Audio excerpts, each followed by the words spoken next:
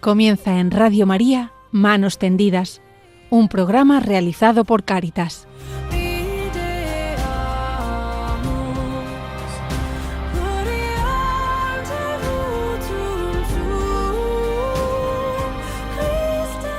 Buenos días y bienvenidos a este espacio de Cáritas que hoy hacemos Eva San Martín e Inma Cubillo en el estudio y Mónica Martínez en el control de sonido. Iniciamos el programa de Cáritas en el espacio Manos Tendidas en Radio María con los temas de actualidad de nuestra confederación y en plena Cuaresma, una época tan importante para los creyentes. Vamos con el sumario del programa de hoy.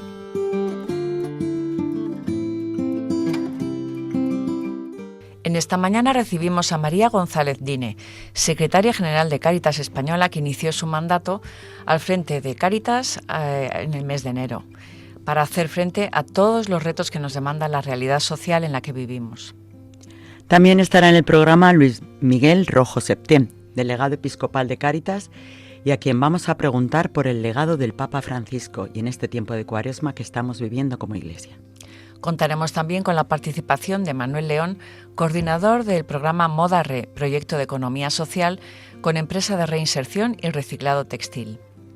Y en este mes de marzo, mes de la mujer, otras dos compañeras nos contarán cómo Cáritas acompaña a mujeres en situación de vulnerabilidad, desde sus fortalezas y que algunas circunstancias han debilitado. Terminaremos así nuestro programa de hoy con un mensaje de paz y esperanza en este tiempo tan convulso y tan complejo que nos toca vivir. En este mundo violento, Cáritas también trabaja por la paz, desde la cooperación fraterna, tendiendo puentes cercana a las comunidades más amenazadas.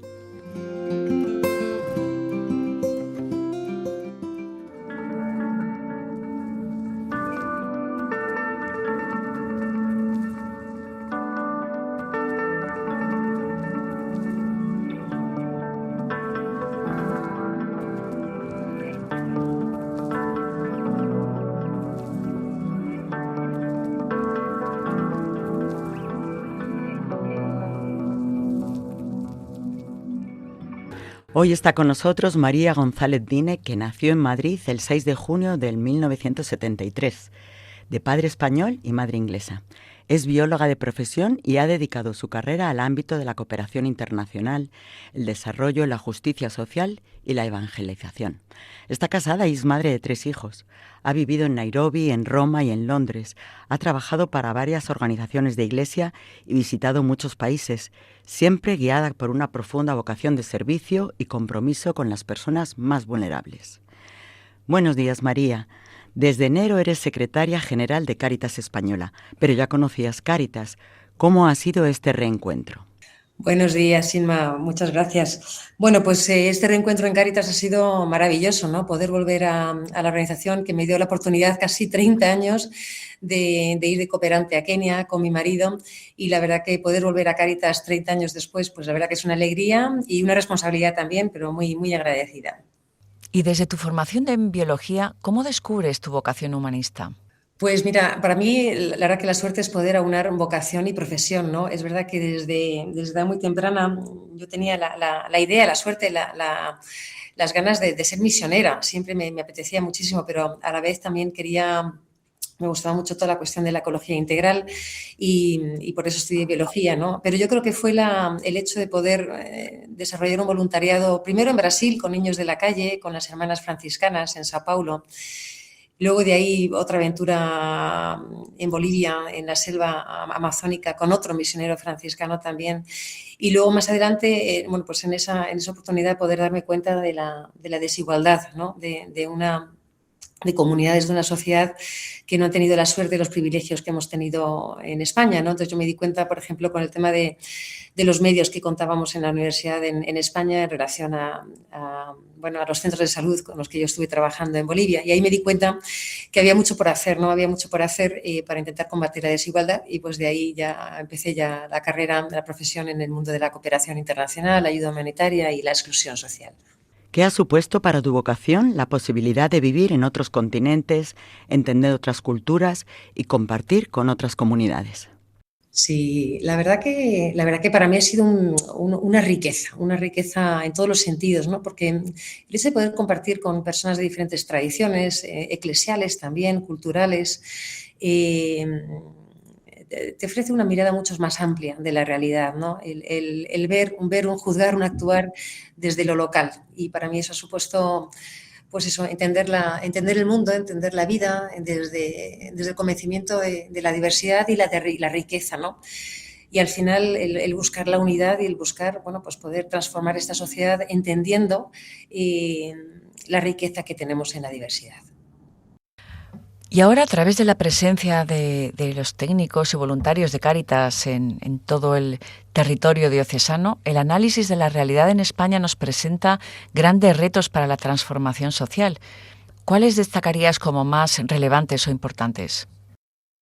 Pues muy buena pregunta. La verdad que no sabría ni por dónde empezar, ¿no? Es verdad que llevo poquito, en Cáritas llevo estos 2 meses, pero lo que estamos viendo, percibiendo y al hablar con tantísimas personas, lo que veo, la riqueza que tiene Cáritas, sobre todo es esa capilaridad, ¿no? De las 70 Cáritas diocesanas, más de 6.000 parroquias, esos 70.000 voluntarios que tenemos, ¿no? Y el poder percibir los retos a los que ellos se enfrentan, pero sobre todo las personas, ¿no?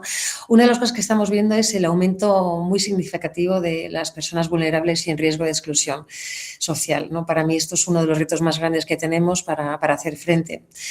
Y luego veo tantas otras formas de pobreza en España, ¿no? Y lo vemos que no solamente se explica desde esa falta de ingresos, por ejemplo, ¿no?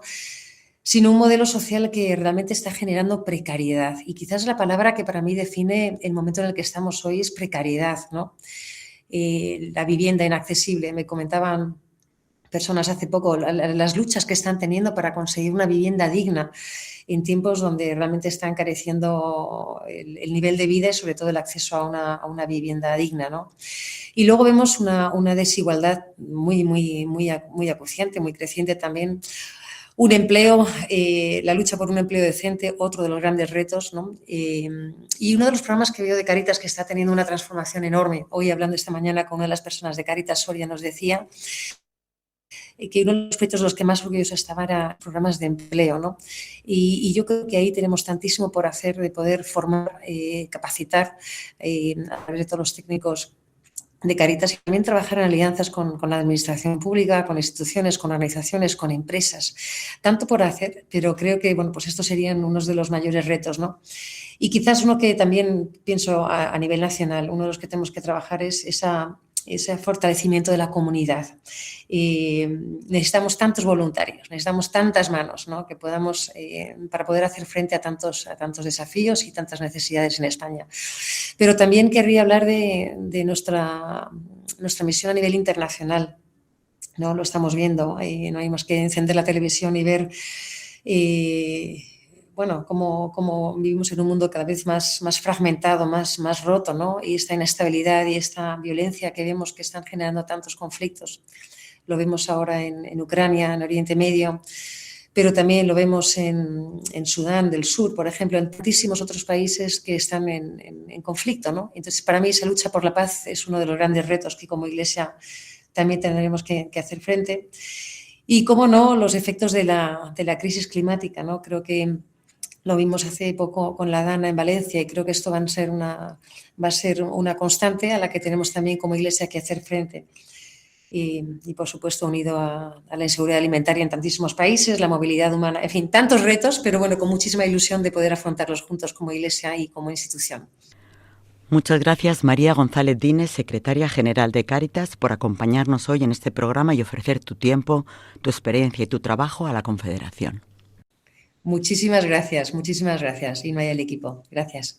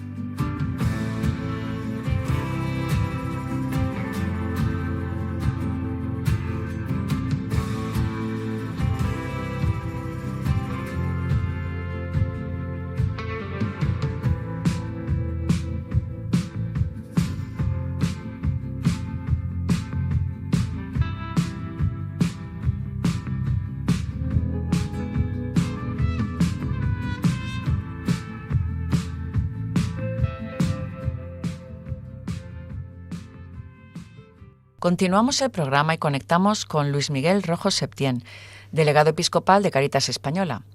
Recientemente se han celebrado en el Seminario Diocesano de Ávila las Jornadas de Teología de la Caridad, centradas este año en reflexionar y profundizar en el legado del Papa Francisco, ahora cuando está a punto de cumplirse un año de su fallecimiento. Luis Miguel, buenos días y bienvenido a este programa. Dinos, por favor, ¿por qué unas jornadas dedicadas al Papa Francisco y su legado? Hola, buenos días. Bueno, pues en primer lugar porque la figura de un papa siempre es importante para la Iglesia y más todavía si cabe después de su muerte, cuando en estos momentos podemos tener una visión de conjunto de lo que ha sido su pontificado y de las enseñanzas que nos ha dejado. Concretamente el Papa Francisco para Cáritas ha sido importante y muy significativo por todo el acento social de su pontificado y la atención y el cuidado por los más pobres. ¿Y en qué claves principales resumirías su pontificado? Bueno, yo creo que resumiendo mucho podríamos quizá hablar de 3 claves, ¿no? Una de ellas es esa iglesia de misericordia, esa iglesia que quiere salir y que quiere estar cercana con los más pobres.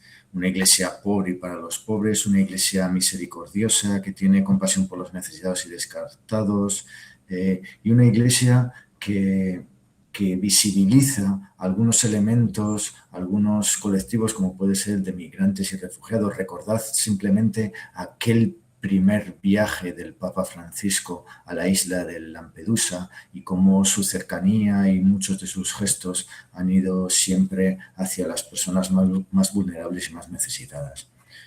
Yo creo que otro de los rasgos, el segundo rasgo de su pontificado es que este Papa se ha enfrentado y ha intentado afrontar muchas de las reformas profundas pues que la Iglesia siempre necesita estar en continua renovación y en continua progresión. Y el Papa Francisco ha intentado, pues, a lo largo de su pontificado, pues, insistir en algunos de estos elementos, concretamente la sinodalidad, la transparencia o la lucha contra los abusos han sido, yo creo, que algunos de los rasgos que el Papa Francisco ha intentado aportar en esta reforma siempre continua de la Iglesia y de su pontificado. Y por último, el liderazgo del Papa Francisco en temas relacionados con la justicia social y con la ecología, ¿no? Con lo que él o lo que podríamos denominar la ecología integral. Es una defensa del medio ambiente, pero también en temas de paz, de migraciones, del diálogo interreligioso. El papel de la Iglesia durante el pontificado de la Iglesia, del Papa Francisco, ha estado siempre pues, ahí donde se debatía, donde se dialogaba, para llevar la voz que tiene la Iglesia y la voz que viene de nuestras convicciones pues, al debate público y poder seguir avanzando juntos como sociedad. ¿Qué retos tenemos como Cáritas y como Iglesia para seguir avanzando en construir una Iglesia misionera, abierta y sinodal? Bueno, pues hay muchos, ¿no? También nos decía María que hay muchos retos para Cáritas, ¿no? Y es verdad, pues quizá desde el pontificado de lo que ha sido el pontificado del Papa Francisco, uno de los retos que siempre tenemos es el tema de la espiritualidad, de una espiritualidad encarnada que pueda ser raíz de la que bebemos, de la que fortalecemos y alimentamos nuestra acción, pero también un horizonte de sentido hacia el que caminar y hacia el que dirigirnos.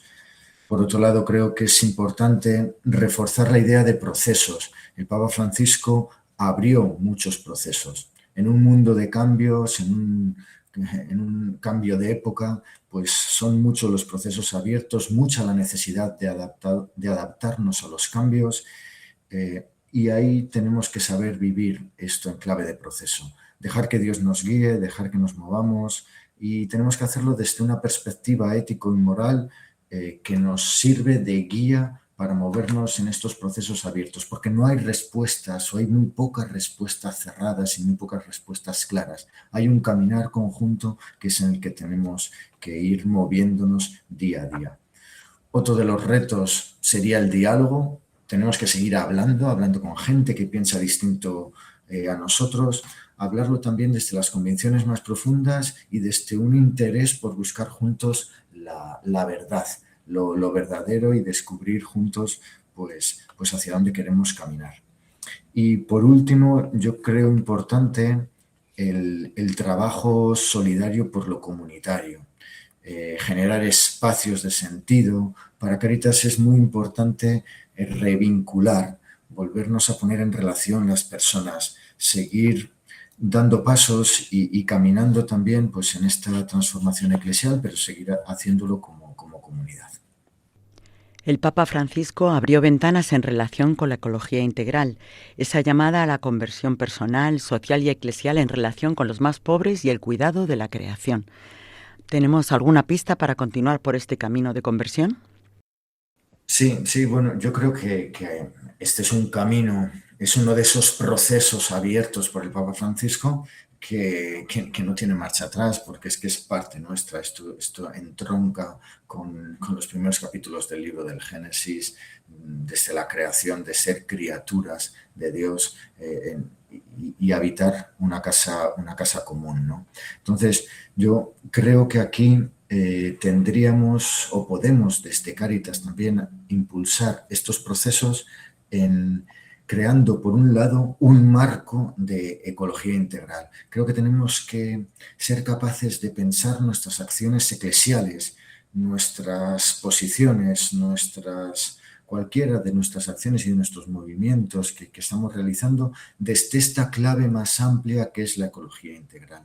Que por un lado vincula lo ecológico con la justicia social, pero pensar en esta clave de ecología integral, todo lo que hacemos y entendernos desde ahí cambia la mirada y cambia la perspectiva.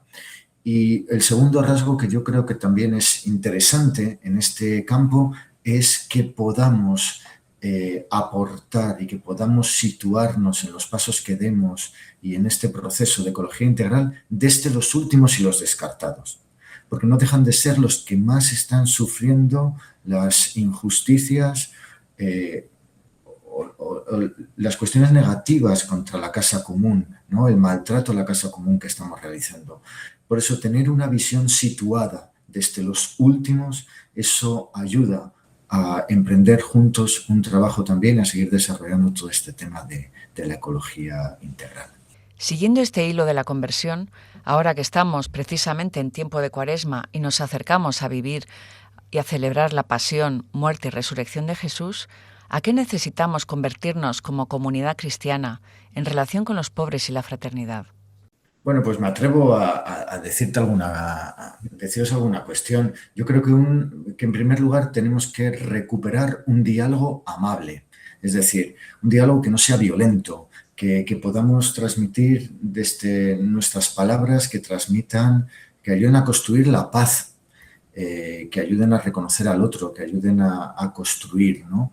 Y recuperar este diálogo, esta capacidad de hablar desde la amabilidad, desde el reconocimiento del otro y desde la construcción de la paz. Creo que esta es una de las grandes necesidades que en este tiempo de Cuaresma necesitamos y tenemos que volver. Luego, es fundamental también abrirnos al otro, tejer vínculos, lo que decíamos antes, no crear comunidad. Bueno, dejar que Dios se vaya manifestando allí donde hay dos o más reunidos en su nombre, incluso dos o más personas que intentan buscar el bien común. Y por último, el compromiso. La Cuaresma es un tiempo también de implicarnos, de poner de nuestra parte y de comprometernos con la ayuda y el apoyo a los más necesitados. Muchas gracias, Luis Miguel Rojo Septién, delegado episcopal de Cáritas, por acompañarnos hoy en el programa de Radio María.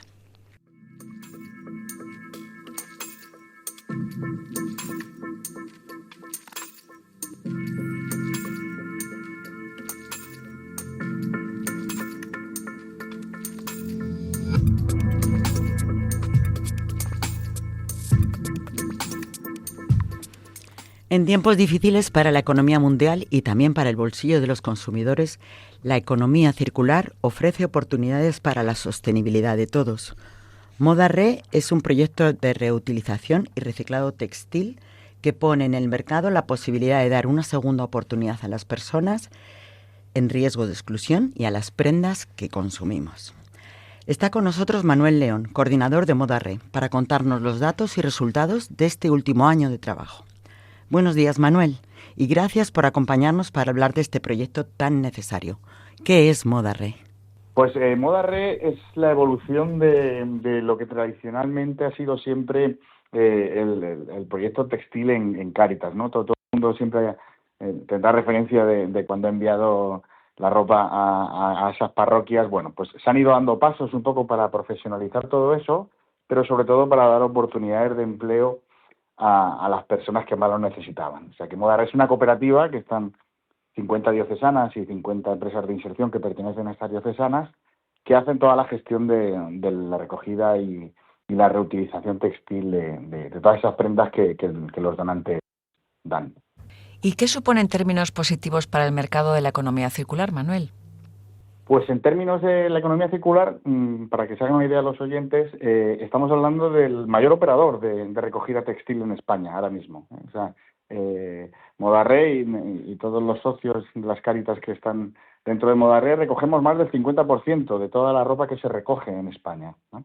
Y esto evidentemente para la economía circular supone evidentemente una cuestión muy positiva, porque estamos hablando de que es ropa que se puede reutilizar o reciclar, o sea que medioambientalmente es interesante, pero para nosotros evidentemente lo más interesante son las personas, ¿no? Es la economía, en este caso la circularidad de las personas, ¿no? El dar oportunidad a todas esas personas que por situaciones de la vida pues han tenido más difícil y se les da esa oportunidad de reengancharse al mundo laboral, ¿no? O sea que nosotros somos muy importantes en la economía circular, en lo medioambiental, pero también sobre todo en la economía circular de las personas, ¿no? De volver a darles esa oportunidad. ¿Y cuántas personas están empleadas hoy en Moda Re y cuál es el perfil de esos trabajadores y trabajadoras? Pues en Moda Re hoy estamos casi 1.700 personas trabajando, de las cuales más de 900 son personas en situación de vulnerabilidad, ¿no? Este perfil, como digo, es para nosotros el más interesante, porque supone personas que han sido derivadas o, bueno, por los servicios sociales de las comunidades autónomas, de los ayuntamientos, etcétera, etcétera, y que a través de las empresas de inserción que han creado las Cáritas diocesanas, estas empresas sin ánimo de lucro, pues le da oportunidad a estas personas que, como digo, pues bueno, pues lo han tenido más difícil en la vida, están en una situación de vulnerabilidad y, bueno, a través del empleo pues puede ser una herramienta interesante para que puedan volver a reengancharse, ¿no?, en la sociedad. Hablabas al principio que son 50 Cáritas diocesanas y 50 empresas de inserción las que están volcadas en este proyecto. No sé si tenéis alguna estrategia o algún plan de que Moda Re se pueda ampliar, este modelo de empleo y de consumo responsable se pueda extender a más personas, a más lugares. Sí, claro. Al final, bueno, las más de 70 diócesis que hay en el entorno de Cáritas española, pues evidentemente están más que invitadas, ¿no? Y nosotros estamos encantados de poder echar una mano para que esta mancha, ¿no?, de Moda Re se extienda a nivel nacional, poder gestionar más ropa y poder sobre todo ayudar a más personas que se encuentran en situación de esta vulnerabilidad, ¿no? Porque entendemos que la empresa de inserción es una herramienta fenomenal para poder ofrecerles, ¿no?, la posibilidad de volver a reengancharse en la sociedad. O sea que sí, desde luego desde Moda Re estaríamos encantados, ¿no?, de poder contar con más compañeros y compañeras de otras Cáritas.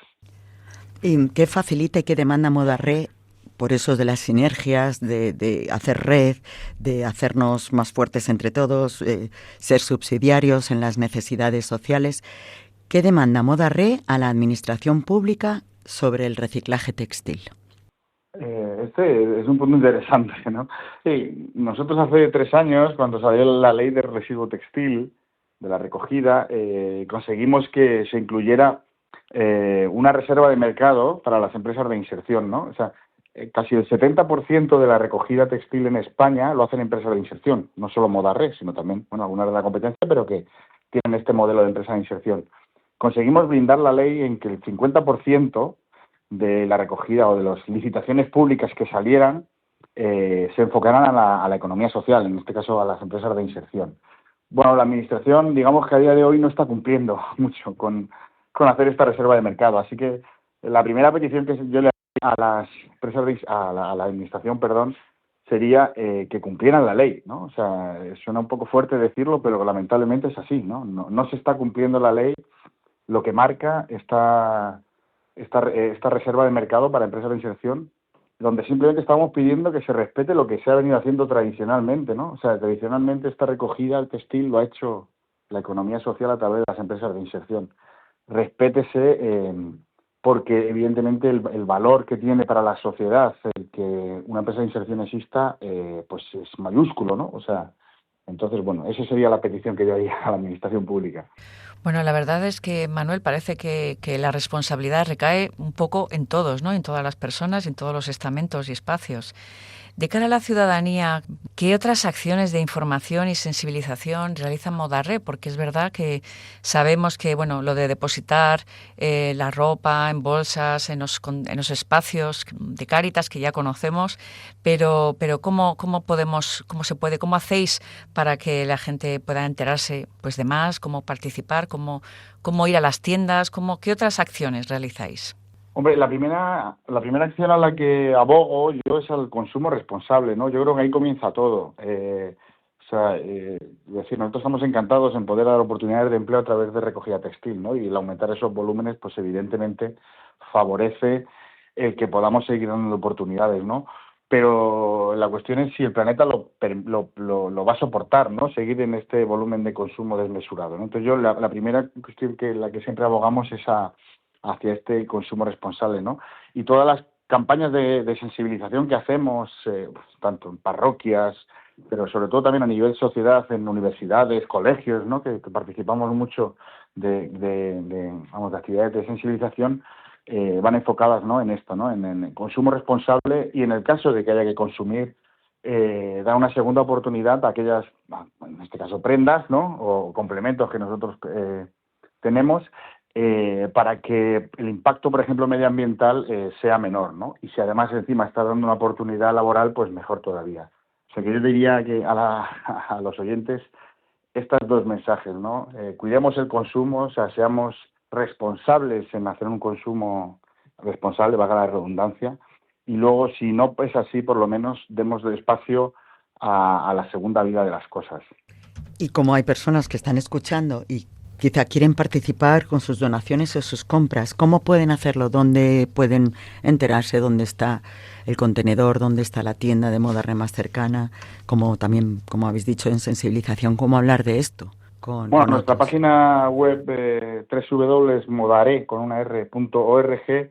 Bueno, ahí tienen tanto toda la parte de todos estos mensajes que estoy transmitiendo, pero también tienen un mapa donde pueden ubicar con su código postal. Pueden ubicar tanto el contenedor más cercano como también la tienda Modarre, donde pueden encontrar auténticas maravillas, ¿no? En cuanto a prendas, y además siendo conscientes de que están dando una segunda oportunidad tanto a esa prenda como, por supuesto, a las personas que están trabajando para que esa tienda salga adelante. Pues muchas gracias, Manuel León, coordinador de Modarre, por acompañarnos para hablar de este proyecto tan interesante. Un placer, muchas gracias. Buen día.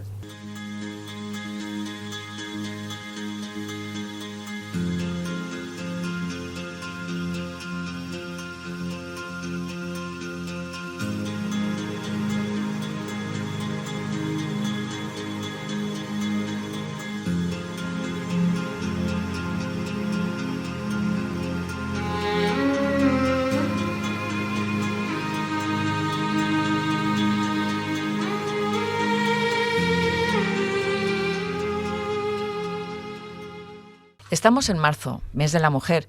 Es un mes muy peculiar porque en él celebramos el Día Internacional de la Mujer, una jornada que ya es histórica de reflexión, reivindicación por la igualdad de derechos, justicia social y equidad laboral entre hombres y mujeres. Hoy en día todavía seguimos en esa reflexión, en esa reivindicación, porque pues hay mucha desigualdad y es real, ¿no? Y esta desigualdad pues muchas veces genera muchas formas de violencia, ¿no? Muchas formas de desigualdad, de violencia contra las mujeres que se mantienen, y Cáritas se implica en el día a día a través de muchos proyectos. Según el informe FOESA, el 9º informe FOESA que recientemente hemos publicado, hemos ido pudiendo comprobar que 4 de cada 10 hogares sustentados por mujeres las que cuidan, las que están en irregularidad administrativa, las que tienen empleos más precarios, están en situación de exclusión social, casi el doble que los encabezados por hombres. Hoy recibimos a Raquel García de la Cáritas Diocesana de Valladolid y a Ana Domínguez de la Cáritas Diocesana de Salamanca para compartirnos cómo realizan este acompañamiento y cómo impulsan en esta Cáritas Diocesana distintos proyectos de mujeres en situación de vulnerabilidad. Buenos días a las dos. Buenos días. ¿Cómo es el acompañamiento que Cáritas ofrece a las mujeres? Bien, bueno, el acompañamiento, tal y como lo entendemos en Cáritas, en primer lugar yo diría que comienza con la acogida, ¿no? La acogida con mayúsculas, es la acogida, el maestro de la acogida incondicional es Jesús de Nazaret, es nuestra referencia, y desde ahí entendemos la acogida y el acompañamiento como una auténtica experiencia de espiritualidad. Y ese acompañamiento pues es escucha, es comunicación, es relación, es un acompañamiento muy personalizado. Con ello quiero decir, bueno, pues que siempre tenemos muy en cuenta la situación concreta de cada persona, de cada mujer, en este caso, en nuestros proyectos, y de cómo vive sus circunstancias particulares, ¿no? Su historia pasada, sus problemas actuales, sus retos. Y sobre todo pues implica escuchar mucho y empatizar y dejarnos tocar por la otra persona, por esa realidad concreta, desde la compasión y conectando pues con la persona que sufre. Y por supuesto también es un acompañamiento que tiene muy en cuenta pues el respeto a la dignidad de cada persona, a sus decisiones y a su autonomía. Y quizá yo añadiría también que, claro, bueno, esto es común a todos los acompañamientos que en Cáritas hacemos, ¿no? Pero en el caso de las mujeres que, como apuntabais en la introducción, pues tienen circunstancias especiales de desigualdad, yo sí que añadiría que en este acompañamiento específico a las mujeres, pues una cosa muy importante es saber observar y saber detectar pues historias bueno, pues muy atravesadas por las circunstancias de desigualdad, ¿no? Pues abuso sexual, maltratos, situaciones de soledad cuando tienen que sacar adelante solas a sus hijos y a sus hijas. En el caso de las mujeres migrantes, con historias muy concretas de viajes y de viajes migratorios muy atravesados también por el abuso y por la violencia. En las mujeres en contextos de prostitución y de trata, pues son también mujeres muy atravesadas por circunstancias de trauma, ¿no? Entonces, bueno, en definitiva, un acompañamiento pues como muy personalizado y muy adaptado a cada persona. Y Ana, en la Cáritas Diocesana de Salamanca, ¿qué proyectos ofrecéis específicamente a las mujeres? ¿Cuáles son sus necesidades y qué es lo más característico de vuestros proyectos? Bueno, sí que hay que señalar que en Cáritas Salamanca no tenemos programas específicos solo para mujeres, porque desde los proyectos que desarrollamos atendemos tanto a hombres como a mujeres, pero es verdad que siempre tenemos en cuenta la perspectiva de género, porque como decía la compañera de Valladolid, las dificultades, los retos, las vidas que traen las mujeres a las que atendemos no son las mismas que han vivido o que han tenido los hombres. Entonces, sí que hay un proyecto que queríamos destacar porque, bueno, el 99,9% de las personas que participan son mujeres y es el proyecto de formación laboral en el puesto de empleadas de hogar. Todos sabemos que, bueno, las tareas domésticas, los cuidados recaen principalmente en nuestra sociedad en las mujeres y que es una profesión, un trabajo también, no solo en el ámbito doméstico particular, sino a nivel profesional también desarrollado por mujeres principalmente. Entonces, siempre hablamos en femenino, empleadas de hogar. Es un proyecto que surgió en el año 2009 para profesionalizar a las mujeres que estaban trabajando en ese momento como empleadas de hogar y apoyar su inserción laboral. Aprovechando que en Cáritas Salamanca gestionábamos ofertas de empleo en este sector, vimos una oportunidad estupenda de apoyar a este colectivo de empleadas de hogar que trabajaban en condiciones muy precarias y principalmente sin estar nada informadas sobre sus derechos. Así que había muchas situaciones de abuso, de desconocimiento e incluso de sometimiento laboral. Así que desde el proyecto, tiene esa visión de enseñar las tareas domésticas, pero es verdad que es un espacio para ellas de seguridad, donde poder, también hacer red, porque es en pequeños grupos, ellas se forman en pequeños grupos, hacer red con otras mujeres que han pasado por situaciones parecidas, de compartir, por supuesto de aprender y también de mucho reconocimiento personal y profesional. La compañera que desarrolla este proyecto tiene este aspecto muy en cuenta. Son mujeres, como decía la compañera, que han sufrido y que no están acostumbradas a lo mejor a ser reconocidas. Entonces, pues este aspecto para nosotros también es muy importante. Y volvemos a Valladolid. ¿Destacarías, Raquel, algún proyecto en términos de formación para empleo doméstico o cualquier otro, incluso lo que queráis aportarnos? ¿Hay algo, las mujeres que más quieren hacer? ¿Podemos ofrecérselo? ¿Podemos ayudarle a buscarlo? Bueno, nosotros destacaría 2 proyectos significativos que tenemos. Uno es un proyecto que se llama Nueva Esperanza y es un proyecto de acogida residencial.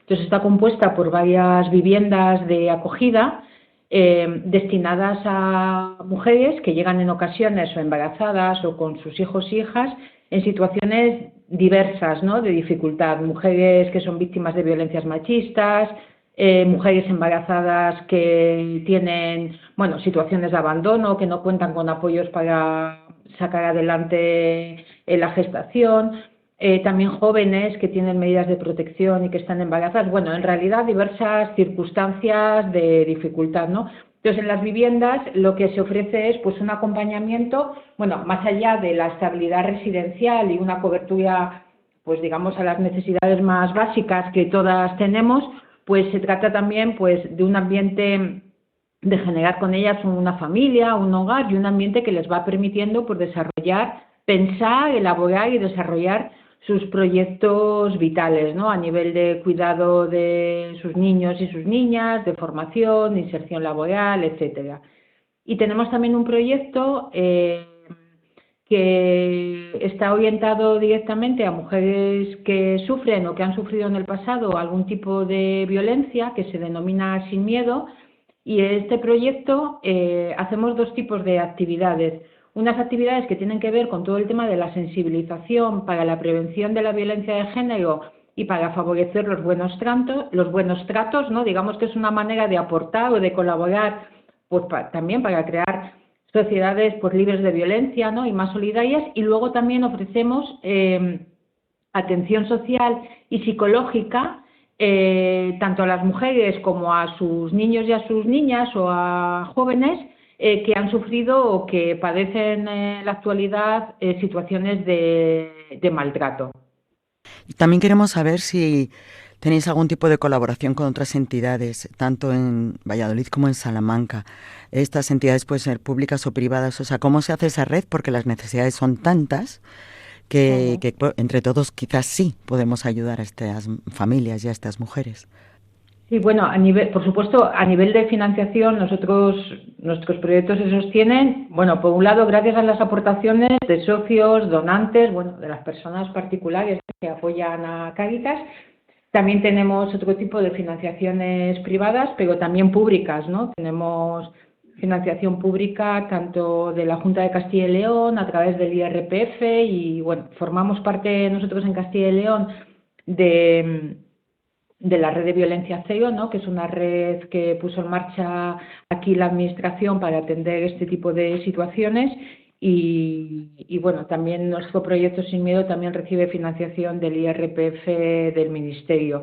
Pero además yo creo que también hay que destacar que en el día a día y en el trabajo de acompañamiento con estas situaciones trabajamos muy codo a codo y en comunicación, tanto con otros recursos de entidades del tercer sector, de entidades privadas, en nuestro caso del entorno de Valladolid, pero fundamentalmente también con servicios sociales, servicios sanitarios, educativos.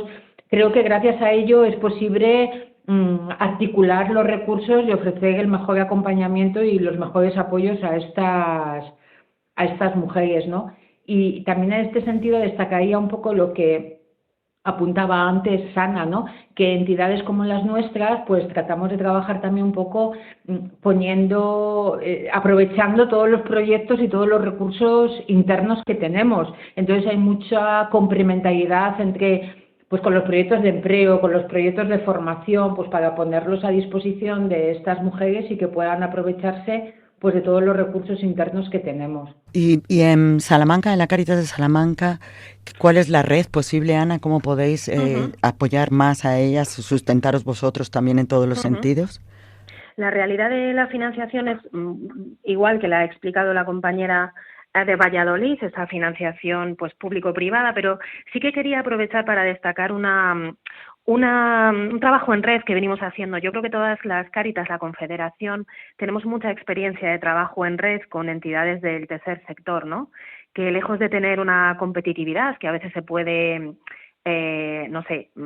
malentender, al revés, somos muy conscientes de que necesitamos trabajar juntas para apoyar a las personas que están en situación de vulnerabilidad, en este caso a las mujeres. Entonces, nosotros hace más de 20 años, junto con Cruz Roja Salamanca, impulsamos una plataforma, un trabajo en red que unos años después se vio pues muy dimensionada porque abrimos la participación a otras entidades y ahora mismo somos 20 entidades en Salamanca, que es una ciudad pequeña, relativamente pequeña, trabajando en una plataforma salmantina por el empleo, y dentro de esa plataforma hay una mesa específica de trabajo de empleadas de hogar, ¿no? Relacionándolo con el proyecto que hablaba antes, vimos también la necesidad de unirnos en la defensa y la reivindicación de los derechos de las mujeres que se dedican profesionalmente en Salamanca a este trabajo de cuidado para otras familias en el marco de una relación laboral. Y ahora mismo, pues,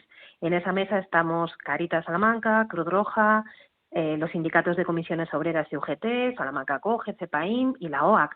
Es una experiencia interesante de trabajo entre entidades del tercer sector con distintas miradas, ¿no? Los sindicatos, entidades de iglesia, y muy rica. Ahora mismo estamos preparando la actividad de calle que hacemos todos los años por el día 30 de marzo, que también en marzo, otra fecha para las mujeres, es que se celebra el Día Internacional de las Empleadas de Hogar, y allí estaremos en la calle, pues apoyando a este colectivo también. Qué interesante, la verdad es que qué gusto da escuchar la esperanza, ¿no? Este trabajo en red, este poder participar muchas personas de diversos espacios y formas de hacer y de sentir para una causa común. Así que la verdad es que es muy importante. Ya casi para terminar nos preguntamos a las dos, claro, estos procesos de acompañamiento, de trabajo, de estar cerca de estas mujeres, pueden ser más o menos largos estos procesos, pero cómo ellas también se implican en esa evolución, cómo participan, ¿no? en todo este proceso y vinculación a los proyectos que habéis puesto en marcha.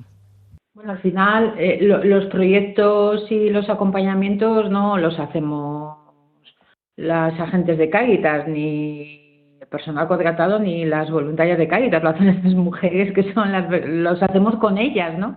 Ellas son las verdaderas protagonistas y creo que siempre, sobre todo teniendo en cuenta que la finalidad que tenemos es que las personas que pasan por nuestros proyectos, pues digamos que recuperen su dignidad y recuperen su autonomía. Entonces, yo creo que el tema de la participación en ese sentido es fundamental, ¿no?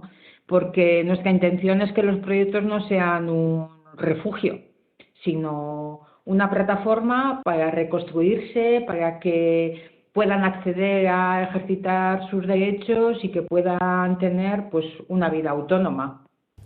Sí, en el caso de la Cáritas Salamanca yo quiero destacar lo que decía la compañera de la personalización y la necesidad de empatía en todos los proyectos que desarrollamos, ¿no? Entonces, en el caso del proyecto que estoy mencionando, no hay ningún requisito, puede venir pues cualquier mujer que esté interesada en trabajar como empleada del hogar y que pueda venir a las clases en el horario de mañana, que además lo hacemos coincidir con el horario de los colegios aquí en Salamanca, pues para favorecer esa conciliación, ¿no? Porque pues eso, las tareas domésticas, el cuidado de los hijos de la familia, siempre suele recaer mayoritariamente, si no exclusivamente, en ellas. Entonces, eso también tenemos que facilitarlo con esa perspectiva de género.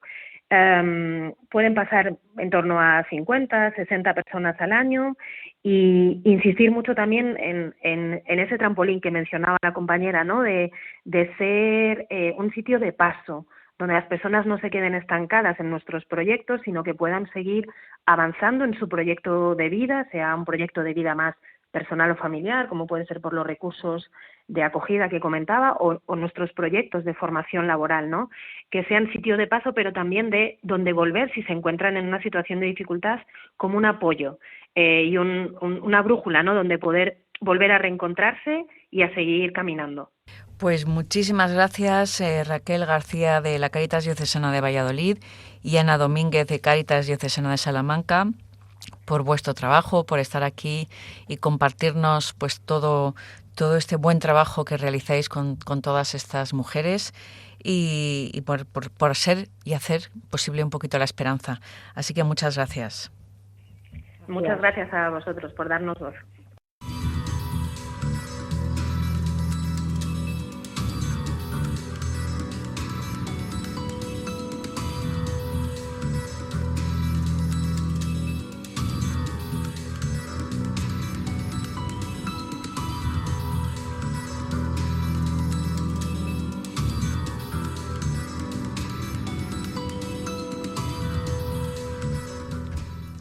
Seguimos hablando de la acción de Cáritas en el contexto mundial, donde lamentablemente se suman violencia y guerras. El Papa León XIV nos invita casi diariamente a la reflexión, a la acción y a la oración, a través de un mensaje muy preocupado, muy profundo sobre la situación actual del mundo. Y Cáritas, como parte de la acción de la Iglesia, trabaja en construcción de paz a través de diversos proyectos, también los de cooperación internacional. Hoy contamos con Pablo Rillero, coordinador del equipo de acción humanitaria. Buenos días, Pablo. El mundo está patas arriba, como diría el escritor Eduardo Galeano, y tantos millones de personas sufren violencia, persecución y migraciones forzadas por la guerra. ¿Cuál es el planteamiento creyente de Cáritas para esta acción internacional por la paz? Hola, muy buenos días. Efectivamente, parecería que el mundo está patas arriba. Parece que estamos dispuestos a abandonar cualquier tipo de norma mínima de convivencia en estos días, ¿verdad? Desde Cáritas creemos que la paz se gesta en esos espacios locales, en la interacción cotidiana de las comunidades, en las iniciativas que nacen de la propia sociedad civil y que poco a poco se van convirtiendo en referentes, en modelos de convivencia, inclusión, que tanta esperanza generan. Obviamente la construcción de paz también se trabaja en los espacios diplomáticos y de gestión política de las crisis, pero a cierta escala es importante apelar a ellos. Pero desde Cáritas, nuestra experiencia acumulada en estos años habla que de una paz duradera requiere procesos sociales de largo plazo y capaces de reconstruir relaciones de confianza, y no tanto en despachos diplomáticos. Sí, por concretarnos un poco más, ¿cómo afrontamos estas dificultades desde Cáritas? ¿Cómo se concretan estos procesos, estos trabajos? Bueno, en cualquiera de los proyectos que lleva a cabo Cáritas Española a nivel internacional, proyectos de cooperación al desarrollo que llamamos, ¿verdad?, tienen esa parte de construcción de paz o de cohesión social. Todos los proyectos también de acción humanitaria apuntan a reconstruir comunidad. Que viene a ser, no hablamos de reconstruir infraestructuras, hablamos de reconstruir esos lazos, fortalecer ese diálogo, la mediación comunitaria, la cohesión social, que va a conseguir que una vez paren las bombas, la comunidad vuelva a resurgir, ¿no? Gracias a nuestra presencia directa en prácticamente todos los territorios del mundo y el conocimiento que tenemos adquirido, todas esas somos capaces de promover unas dinámicas de reconciliación, de acompañar a las poblaciones afectadas por los conflictos para que puedan sanar, reparar y perdonar. Y como Cáritas es una confederación nacional e internacional, ¿cómo suma fuerzas y recursos a la Cáritas Española o Cáritas Española a la Confederación Internacional, donde cualquiera de las dos tenga presencia o tengan presencia en común en estos proyectos? ¿Y en qué zonas podemos multiplicar estos recursos?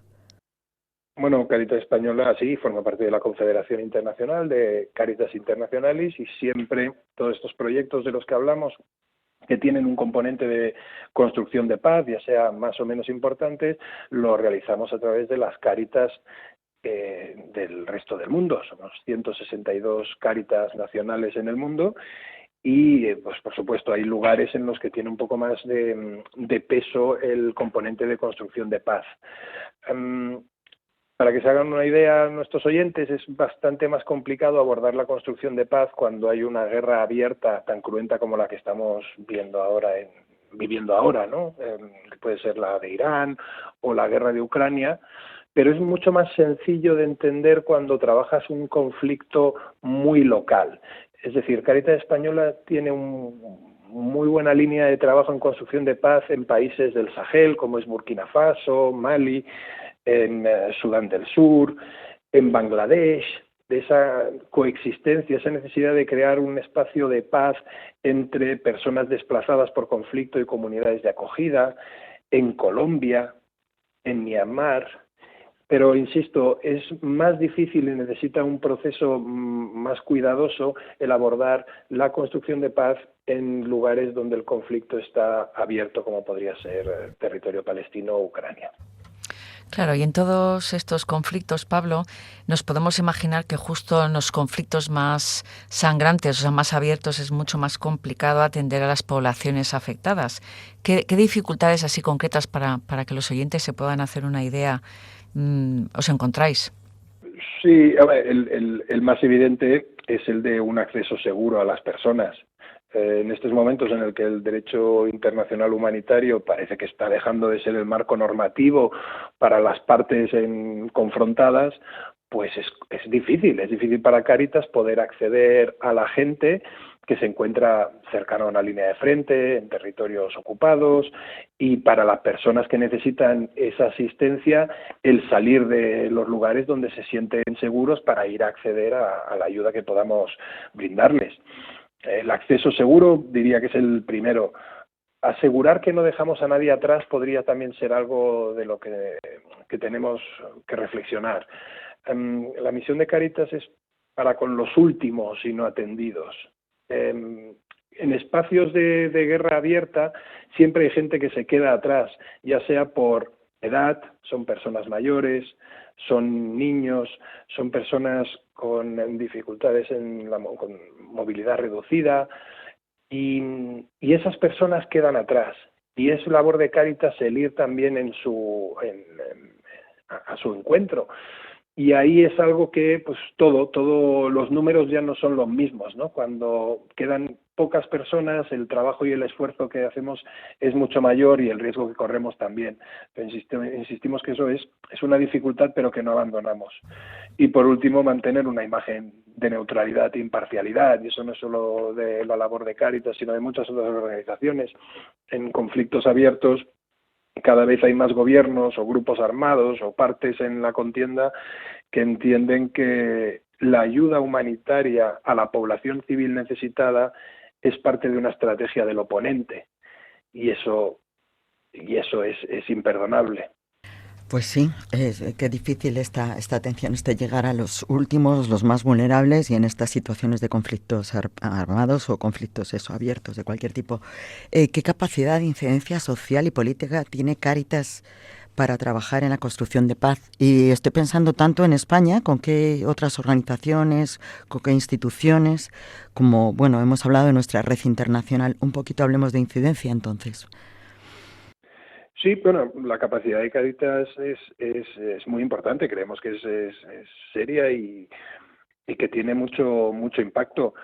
Nosotros hacemos incidencia por la paz, siempre, cada comunicado emitimos, hablamos de la necesidad de la paz, hemos hablado de alto el fuego, de volver a las mesas de negociaciones, al final todo busca la paz. Y luego desde el terreno acompañamos en esa construcción de comunidades y esas entidades sociales, económicas, políticas que garanticen la justicia, la participación, la dignidad, son infinidad de objetivos los que buscan. Creemos que es importante porque seguramente no tanto los gobiernos nacionales, obviamente, pero las autoridades locales nos apoyan en este tipo de iniciativas y están convencidas de su impacto. El trabajo que realizamos a nivel comunitario crea paz, crea convivencia. A nivel español me preguntabas, bueno, no sabría decirte, sabes que soy del Departamento de Internacional y no me gustaría meter la pata en ese sentido, pero vamos, las alianzas con las otras organizaciones de iglesias que convivimos en el territorio nacional también apuntan a la paz, aunque sea por esos indicadores más digamos, más indirectos, ¿no? Donde la lucha contra la desigualdad, la lucha contra la pobreza, el trabajar para un empleo digno, el trabajar para una vivienda, crea también paz, crea convivencia, puesto que todos estamos más aliviados. Pues muchísimas gracias, Pablo Reyero. Seguimos aquí invitando también a nuestros oyentes a seguir siendo paz allí donde estamos, a orar por la paz con el Papa León XIV. Gracias por compartirnos todo este inmenso trabajo que realizáis. Pablo, coordinador del equipo de acción humanitaria de Cáritas Española, gracias por este compromiso de la Confederación en esta construcción de paz. Muchísimas gracias a vosotros. Hasta aquí ha llegado nuestro programa de hoy. Gracias a todos los que nos han escuchado desde cualquier lugar de trabajo o domicilio. Hoy os hemos acompañado Mónica Martínez en el control de sonido de Radio María y en el estudio Inma Cubillo y Eva San Martín. Deseamos que esta Cuaresma podamos seguir dedicando tiempo a la oración, al silencio, a este tiempo que nos prepara para la conversión y para vivir el tiempo de Pascua. Gracias por compartir este espacio de Cáritas con las manos tendidas desde Radio María y les deseamos a todos una feliz Pascua de Resurrección.